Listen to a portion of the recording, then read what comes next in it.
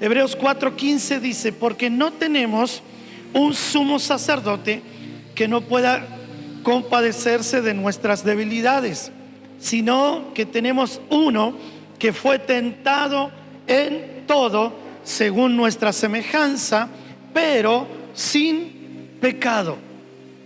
Está hablando de Jesucristo. ¿Sabe cuál es la clave de este pasaje? Que así como Jesús venció su carne, usted y yo, por tener la vida de Cristo en nosotros, por haber recibido a Jesús el Cristo, también podemos vencer la carne. Tengo que estar en fe, aferrado a lo que dice el Señor, y poder entregar mi corazón para que Él haga su obra en nosotros. Amén. Entonces dice: no tenemos un sumo sacerdote que no pueda compadecerse de nuestras debilidades, sino que Cristo se compadece de nuestras debilidades. Tenemos uno que sí se compadece de nuestras debilidades. Hermanos, eso es una buena noticia para usted. Usted tiene un sumo sacerdote que es Jesús el Cristo, que se compadece de usted, que no lo condena, no está con un palo para decirle: te equivocaste y ahora encima yo te pego, encima que caíste yo te voy a golpear más en el piso por desobediente. No, ese no es Dios. Tenemos un sumo sacerdote que es Cristo, el cual se compadece de nuestras debilidades.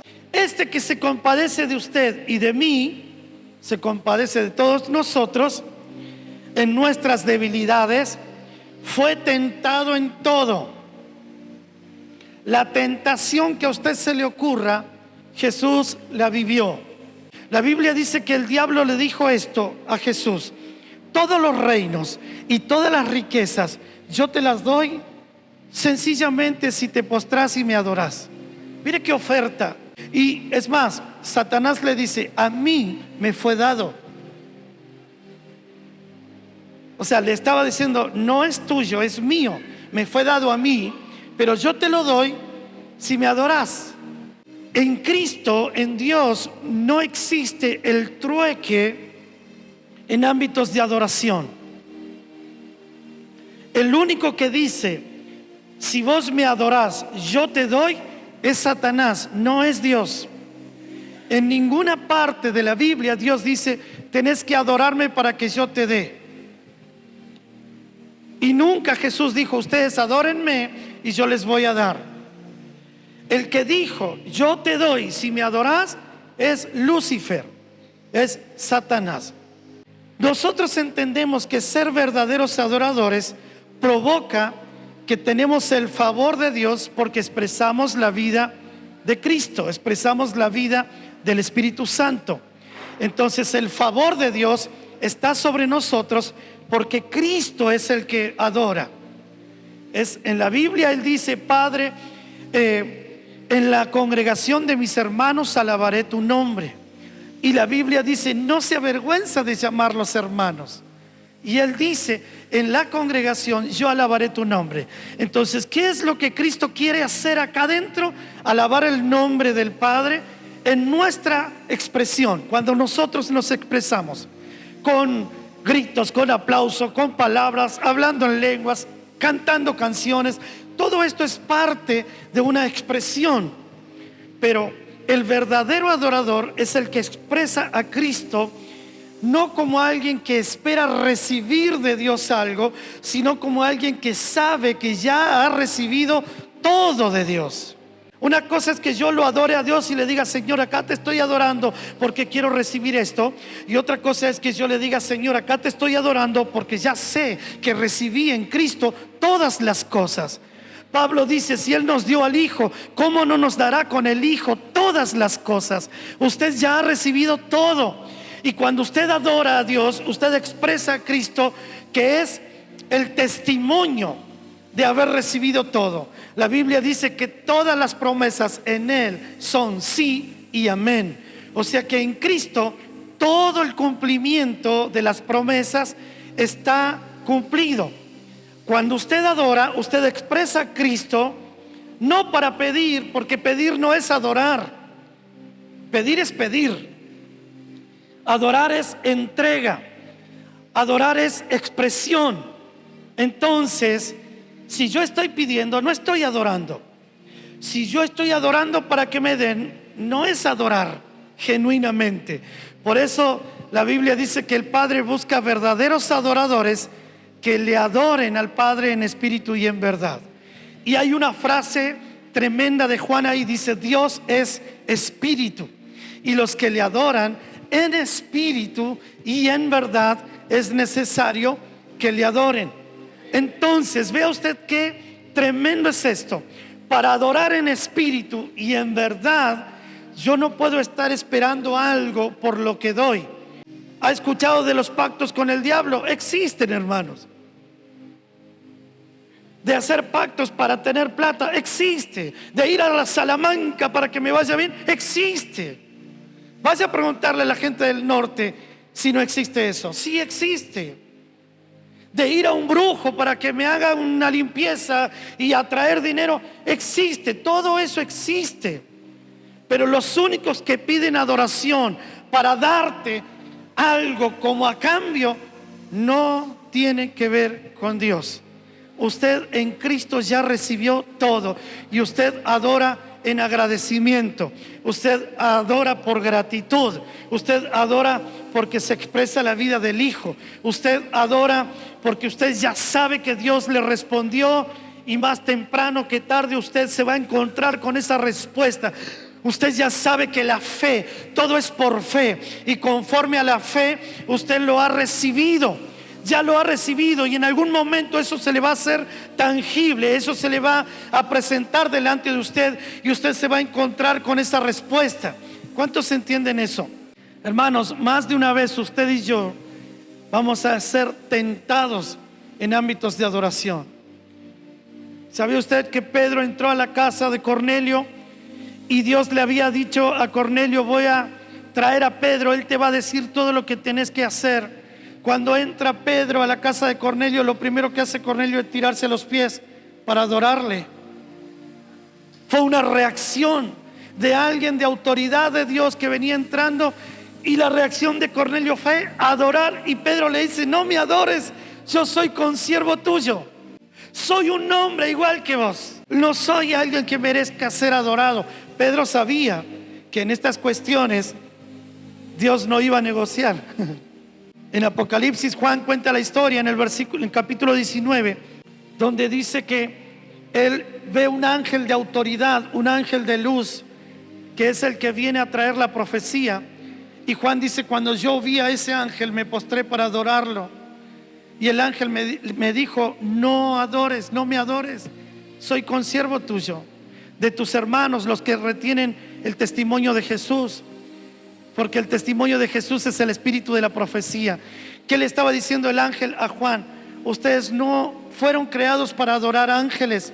Ustedes no fueron creados para adorar hombres. Ustedes no fueron creados para adorar demonios, ni para adorar ídolos. Ustedes fueron creados para adorar al único y soberano y eterno Dios de los cielos, aquel que en Cristo se expresa sobre usted, en usted y desde usted hacia el Señor.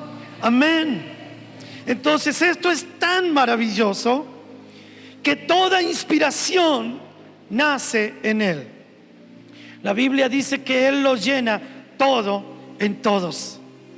Cristo lo llena todo en todos nosotros. Eso significa que al llenarlo todo, Él comienza a invadir, y entiéndame el término que estoy usando, Él comienza a invadir toda nuestra vida. Él invade todo nuestro corazón. Él comienza a conquistar todas las áreas, aún esas áreas ocultas, escondidas, las que están más adentro, por allá, en el fondo de nuestra vida. Aún ahí el Señor comienza a meterse y comienza a invadir todo con su amor, con su presencia, con su justicia, con su sanidad. Él comienza a establecer el diseño eterno dentro de nosotros, y Él lo llena todo. Si hay áreas donde nosotros decimos: no, a mí se me hace difícil tocar este tema, yo no quiero hablar de este tema, no quiero hablar de este otro, no se preocupe, porque Él lo llena todo. Él va a llenar aún esas áreas y allá adentro el Señor va a hacer su obra. ¿Cuántos dicen amén? Amén. Entonces, ¿por qué? Porque tenemos un sumo sacerdote que se compadece. ¿Usted sabía que cuando usted peca, el Espíritu Santo no se va de usted? Lo que dice la Biblia es que se contrista. Dice, no contristéis al Espíritu Santo. Pero no dice que se va. En ninguna parte de la Biblia dice que cuando nosotros pecamos, Cristo se va de nuestra vida, porque si no, sería para nosotros que cada vez que nos arrepentimos tenemos que volver a buscarlo, y Él tiene que volver a habitarnos, y tenemos que llamar al Espíritu porque se fue, para que venga de algún lado y me vuelva a llenar. Hermanos, parece mentira, pero aún en este año 2024 todavía hay gente que se siente abandonada cada vez que se equivoca. Todavía hay gente que se siente que Dios no está con ellos cada vez que metieron la pata. Todavía hay gente que siente que Dios salió huyendo porque ellos ese día se equivocaron. Entonces la gente dice, no, yo pequé, ¿cómo puede el Espíritu Santo estar en mí? Sí, hermano, está en usted, está triste, pero está en usted. No se fue, porque si hay algo que Dios, hermanos, hay algo que usted tiene que conocer de Dios, es que Dios no abandona. Alguien que lo repita conmigo: tenemos un Dios que no abandona. Mira, hermanos, la Biblia dice, aquel que comenzó en vosotros la buena obra será fiel hasta terminarla. Él no abandona lo que está edificando. Imagínense que en medio de la edificación de Dios yo me equivoco y Dios dice, ¿y ahora tengo que tirar abajo toda la obra y volver a empezar de vuelta? No, en Cristo tu identidad es eterna. La nueva vida, después de la resurrección de tu espíritu, el engendramiento, naciste de nuevo, y después del nuevo nacimiento ya no volvés a empezar. Todo es edificación. Todo es crecimiento de la vida de Cristo en tu vida. El Señor dice, no te preocupes, no vamos a volver para atrás.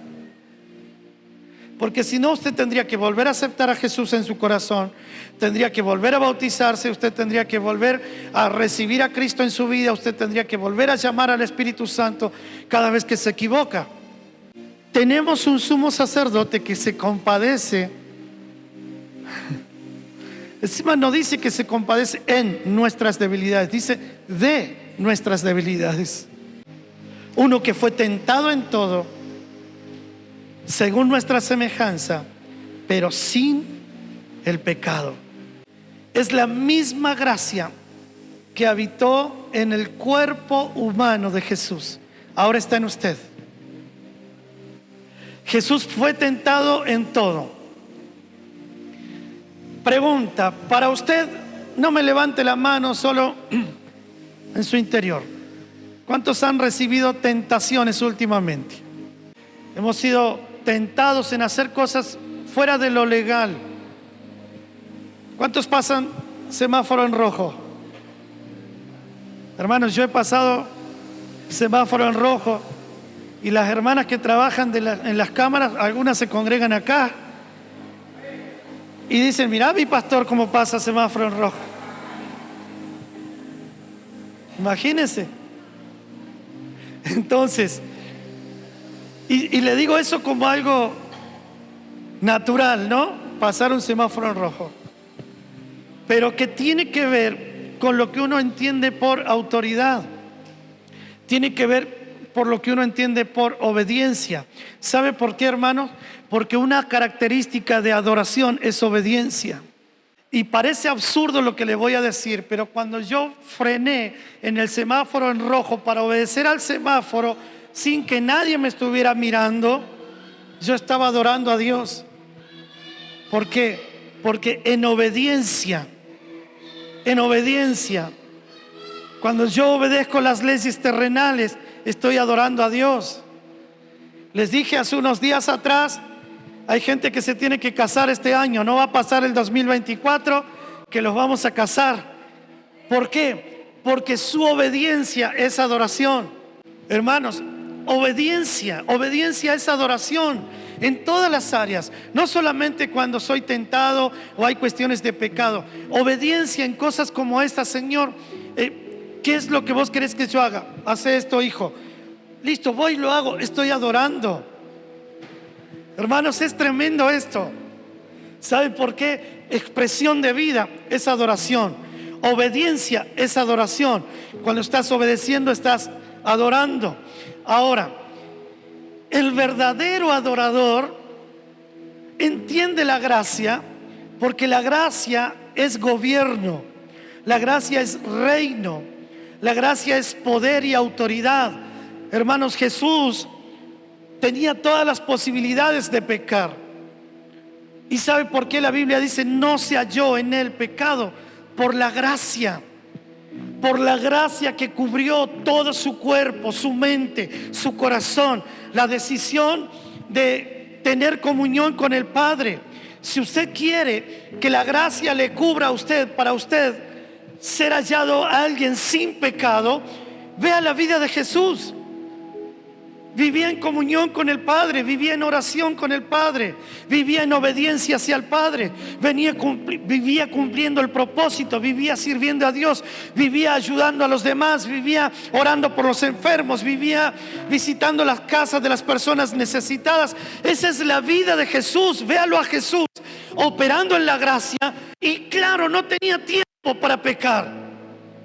Y cuando se le dio el tiempo, fue precisamente cuando se expresa semejante frase, que es: el Padre busca verdaderos adoradores. ¿Sabe dónde fue? En un estanque donde él fue, y había una mujer samaritana que había tenido 5 maridos, y el que ahora tenía era el número 6. Una persona, una mujer que tenía 6 maridos, porque había probado con un montón y no habían llenado su corazón. Y esta mujer era de mala reputación, y a la hora que fue al pozo del agua donde estaba Jesús, no era la hora donde iban las doncellas a buscar agua. Y llega a un lugar donde está el Señor. Escuche esto, porque quiero decirte esto: no tenemos un sumo sacerdote que no pueda compadecerse de nuestras debilidades. Cualquiera sea tu debilidad y tu presente hoy el Señor está delante de tu vida y delante de tu corazón, interactuando. El Señor te está hablando. Se pone a hablar el Señor con la mujer. Le dice: mujer, dame de beber. La mujer le dice: ¿cómo? ¿Me vas a pedir que yo te dé de beber? ¿Sos judío? Yo soy samaritana. Entre nosotros no nos llevamos bien. No puede ser. Y el Señor dice: si tú supieras quién es el que te pide dame de beber, tú me pedirías a mí agua, porque yo tengo un agua que es eterna. El que bebe de esta agua no tendrá sed jamás. Y la mujer dice: ¿de dónde me vas a dar agua si el pozo es hondo y no tienes con qué sacarla? Mire qué charla tremenda. Ella hablaba de todo lo natural y el Señor le hablaba de todo lo espiritual. ¿Se imagina usted eso? Ella todo lo natural y el Señor todo lo espiritual. Agua espiritual, Espíritu Santo, el Señor, ¿no? Y ella, agua del pozo. ¿Tienes un agua mejor que este pozo? Este es el pozo de nuestros ancestros, nuestros antepasados. De acá tomaron los hijos de José, de acá tomaron el ganado, sus hijos, y este pozo sigue vigente. Este es un pozo generacional, es una bendición este pozo. ¿Cómo me vas a decir que tenés un agua mejor que esta? Es como cuando alguien dice: yo conozco el evangelio tradicional. ¿Cómo puede haber otro evangelio mejor? Mire, cuando el apóstol Pablo habla del otro evangelio, anote eso, porque un día le voy a predicar de eso. Usted dígame, hábleme del otro evangelio, como tarea para mí, ¿no? Pablo habla de otro evangelio. ¿Por qué? Porque había gente que predicaba conforme a las normas, la costumbre, a los ancestros y a todos los demás, y era como esto: yo no puedo cambiar este pozo generacional por un agua que no sé si es buena, si es mala, ¿De dónde viene? ¿De dónde la vas a sacar? Entonces, toda esa charla, Jesús le dice, mire el Señor, profeta, ¿no? El Señor, llama a tu marido. La mujer dice, Señor, no tengo marido. ¿Por qué una mujer tiene que negar a su marido? ¿O por qué una mujer niega a su marido delante de un hombre? Solo porque está coqueteando, solo porque está interesado en relacionarse con esa persona. El Señor le dice, ¿me estás diciendo que no tenés esposo? Para esto los discípulos se habían ido a comprar comida, el Señor había quedado solo y ahora está el Señor solo y esta mujer sola, diciéndole que ella no tiene esposo. Y el Señor le dice, bien has dicho, porque 5 maridos has tenido y el que ahora tienes tampoco es tu marido. O sea que le había sacado el marido a alguien, esa mujer. Y ahora estaba acá como dándole la posibilidad al Señor de ser tentado.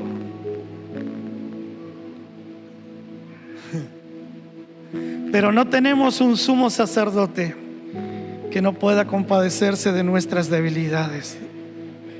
¿Sabe lo que hubo en el corazón de Jesús? No la idea de que puedo aprovechar, no están los discípulos, esta mujer se me está ofreciendo. ¿Sabe qué fue la idea de Jesús? Tuvo compasión de las debilidades de la mujer. Y cuando le dijo la realidad que ella estaba viviendo, ella dijo, me parece que eres profeta. Y el Señor le dice, ustedes dicen que es en este monte que se tiene que adorar, pero yo les digo que ya no es ni en este monte ni en Jerusalén. Ahora la hora viene y ahora es cuando los verdaderos adoradores adorarán al Padre en espíritu y en verdad. ¿Sabe cómo hace el Señor para revertir una tentación a hablar de adoración y llevar a esa mujer a cumplir el propósito eterno de salvación? ¿Sabe lo que pasó con la mujer? Empezó a tener convicción de pecado y dijo, el que nos va a hablar de adoración es el Mesías, cuando Él venga nos va a decir estas cosas. Y el Señor le dijo, yo soy el que habla contigo. Hermanos, yo me imagino a esa mujer que en un momento estaba tentando al Señor y en otro momento estaba diciendo, este es un profeta, y después que Él le diga, yo soy el Mesías, y la mujer diciendo, este es el Mesías, el que está hablando conmigo. ¿Sabe lo que dice la mujer?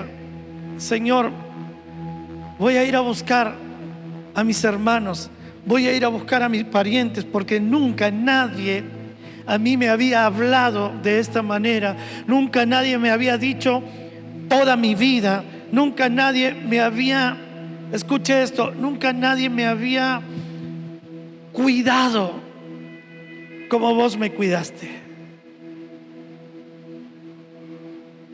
La mala reputación de la mujer hacía que nadie la pudiera tomar en serio en una conversación y mucho menos hablar de adoración. Y el Señor le dice, ve, y la mujer dice que fue a buscar a todos sus parientes. Y venía la mujer y le dice, este hombre me ha dicho todo de mi vida, este es el Mesías, he encontrado al Mesías, este es el profeta, este es el Señor. Y vinieron los otros y creyeron y le decían a la mujer, ahora no solo creemos por tus palabras, ahora creemos porque estamos comprobando que este es el Mesías. ¿Cómo hace Cristo para convertir una mujer de mala reputación en una predicadora ganadora de gente para el Evangelio.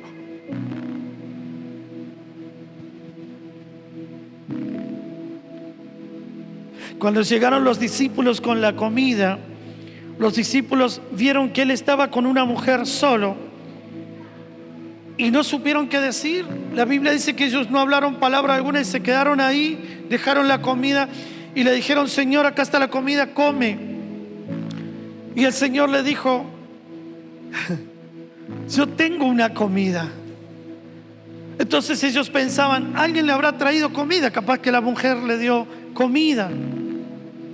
Y el Señor responde: mi comida es hacer la voluntad de mi Padre y acabar su obra.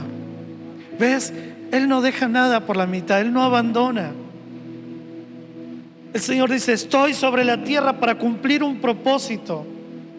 Nada me puede sacar de ahí, nada me puede desviar de ahí, mucho menos la tentación con una mujer. Por eso es que esa mujer fue atendida por el sumo sacerdote que se compadeció de sus debilidades.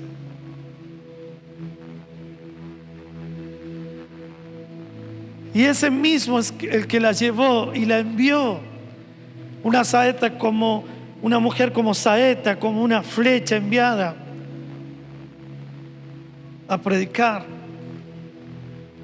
Hoy, hermanos, hoy el Señor está delante de nosotros porque nosotros reconocemos que necesitamos de Él. Usted y yo reconocemos que necesitamos de Él.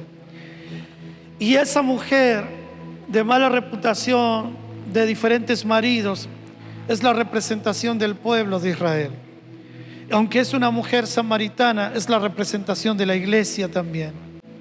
Por eso cuando Jesús ve a esa mujer con diferentes esposos, la imagen del Señor es esta, que hoy puede representar una iglesia insegura o un tipo de creyente inseguro que no sabe si el esposo es el esposo, o si creo en este o si creo en el otro, o creo temporalmente. No hay firmeza, no hay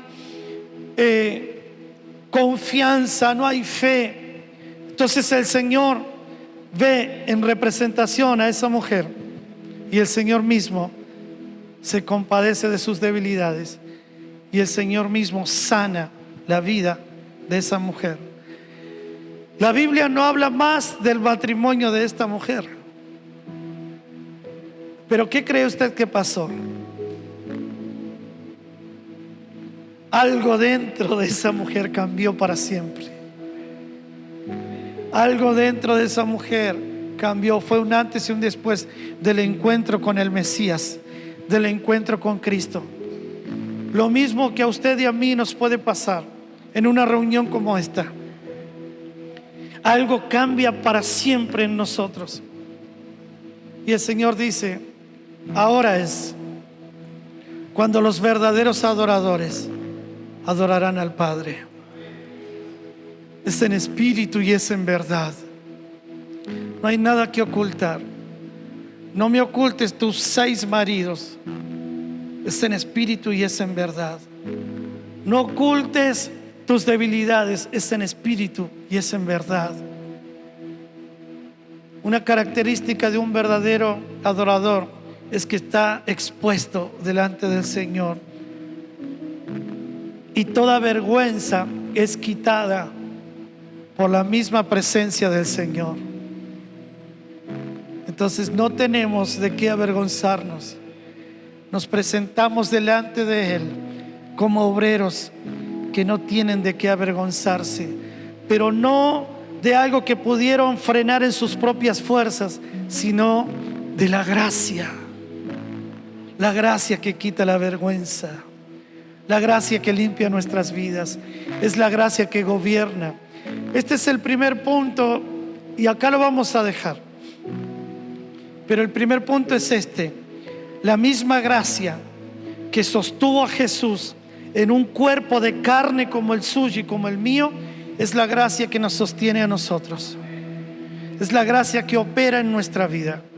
El mismo Espíritu que resucitó a Jesús de entre los muertos, vivificará nuestros cuerpos mortales. Es la misma gracia. La gracia que gobernó en Cristo Jesús, gobierna en usted y en mí. No se preocupe por sus debilidades.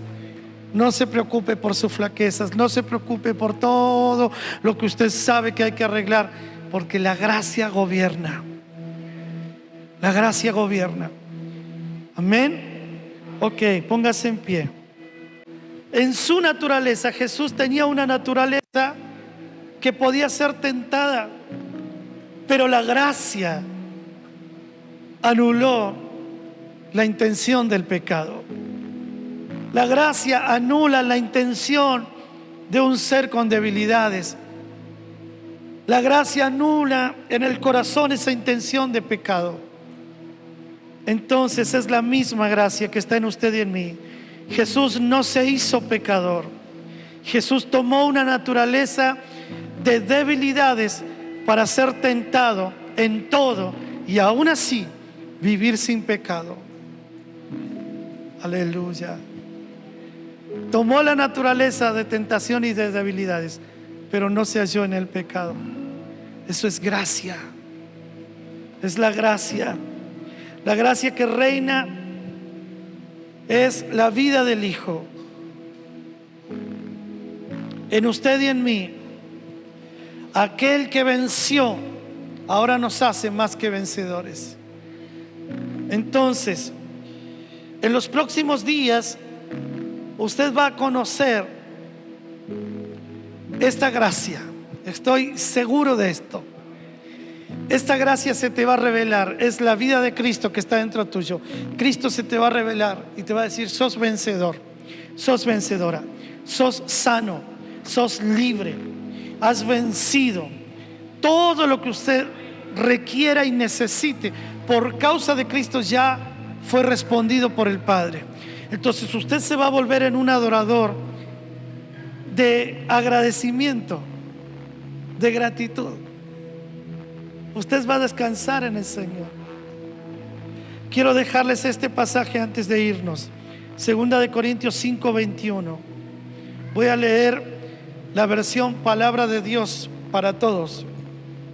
Dice así: aunque Cristo no tenía ningún pecado, Dios lo hizo cargar con todos los pecados nuestros, para que por medio de Cristo fuéramos la evidencia de que Dios está dispuesto a dar su aprobación a los seres humanos. ¡Wow! Hermanos, mire qué palabra. ¿Cómo dice esa versión? Al que no conoció pecado, por nosotros lo hizo pecado. Está hablando del Padre y del Hijo, para que nosotros fuésemos hechos justicia delante de Él. Mire cómo dice esta versión: aunque Cristo no tenía ningún pecado, Dios lo hizo cargar con nuestros pecados. No que Él haya pecado, Él cargó nuestros pecados. Por eso Él no se hizo pecador.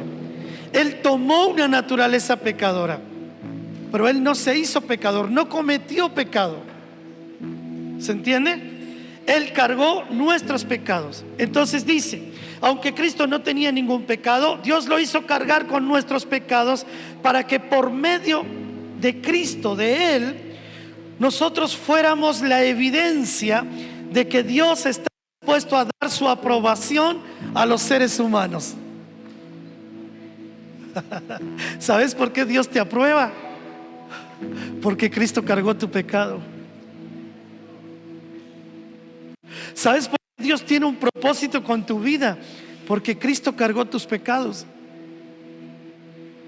¿Por qué Dios puede aprobarte y decirte: sí, eres mi hijo amado y tengo complacencia? Porque Cristo cargó tus pecados y se quedó a vivir adentro tuyo para complacer al Padre.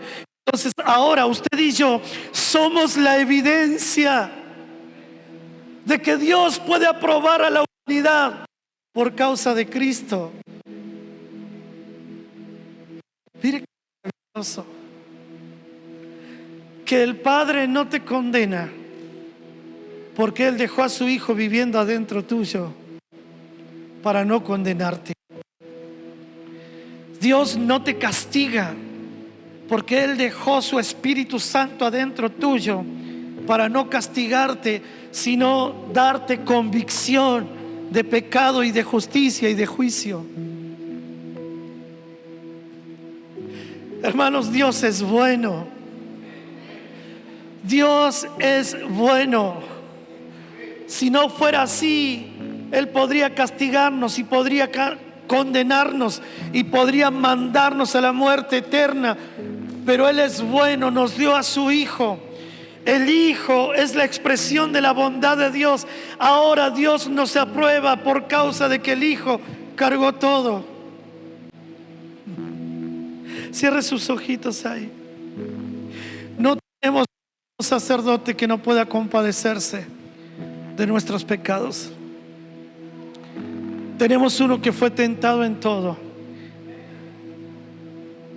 Ahora mismo el Señor se compadece de tus debilidades.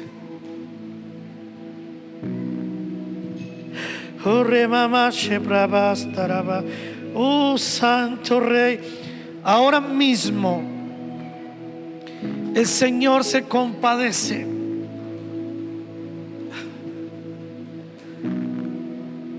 de las debilidades en tu carne, y no para condenarte, no para acusarte ni castigarte, sino para decirte: mi Hijo fue ofrecido en la cruz para vivir en tu vida y establecer la gracia que gobierna. Mi Hijo adentro tuyo es la gracia que reina. Cristo es la gracia que reina, y en esa gracia ninguna de tus debilidades van a poder truncar el propósito eterno de Dios.